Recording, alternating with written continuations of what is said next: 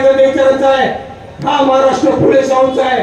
येणाऱ्या काळात भावनिक राजकारण होईल, राडापाड्या होतील, काही करता राजकारण कुठल्या ठरवले गेले।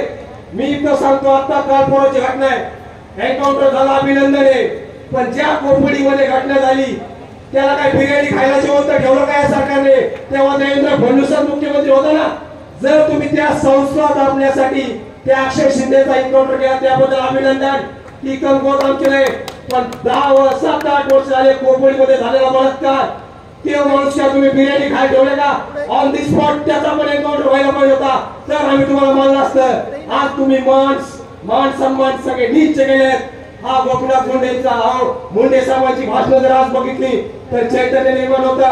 प्रमोद महाजन साहेबांचं भाषण बघितलं तर चैतन्य होतं। आता राहिले फक्त पवार साहेब, आणि पवार साहेबांना कोणत्याही परिस्थितीत ही केंद्रातल्या ज्या जोडीला यांना काही करून फक्त पवारांना हरवायचंय, पण त्यांना माहित नाही हा महाराष्ट्र आहे।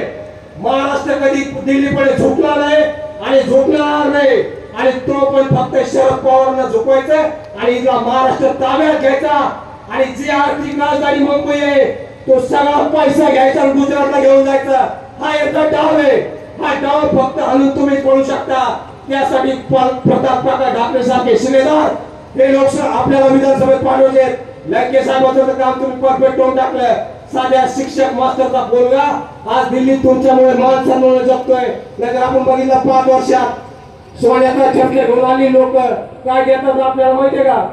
काय दिलं तुम्हाला ते शेवटच्या क्षणात? काय दिलं माहितीये का? काय दिलं? पोहे आपली माहिती आहे का? शिरा आपली माहिती आहे का?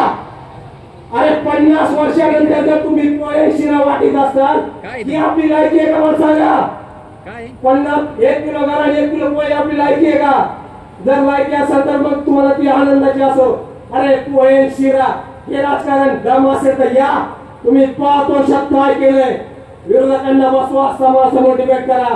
किती ऊस तोडलाय, किती ॲव्हरेज काढले, किती योगदान दिलंय, तुम्ही किती लेकी बाईचं कल्याण केलंय। आणि निवडणूक काळात तर कोणी पण आम्ही दाखवेल। आता ही लाडकी बहीण आणली, लाडकी बहीण नकोच, शेतकऱ्यांना कर्जमाफी द्या, शेतकऱ्यांना अनुदान द्या, शेतकऱ्यांना रोजगार द्या, अनेक माता भगिनींना कायमस्वरूपी रोजगार द्या। 1,500 काय होत नाही मित्रांनो, 1,500 चुटकीला पुरत नाही। एक इंजेक्शन जर दवाखान्यात गेलं ना तर 2,000 रुपये बिल डॉक्टरचं होत आहे।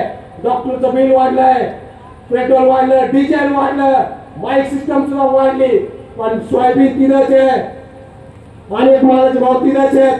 म्हणून तुम्हाला सांगतोय क्रांती होते। लंके साहेब तुम्ही दाखवून दिले क्रांती होऊ शकते। पैसा काय नाही।